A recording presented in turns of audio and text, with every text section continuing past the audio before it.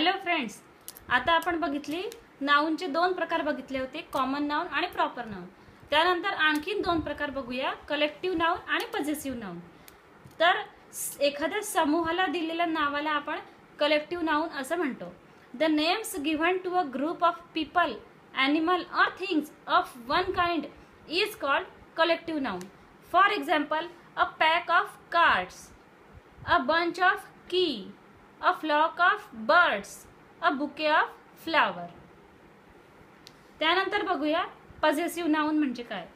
तर एखाद्या व्यक्तीची वस्तू स्वतःच्या मालकीची आहे हे दर्शवणाऱ्या शब्दाला पॉझेसिव्ह नाउन असं म्हणतात. For example, boy's cap, Nikita's book, father's bag. म्हणजे मुलाची टोपी, निकिताचं पुस्तक किंवा वडिलांची बॅग. पण या पॉझेसिव्ह नाउन मध्ये आपल्याला नाउनला ॲपॉस्ट्रॉफी एस लावावा लागणार आहे.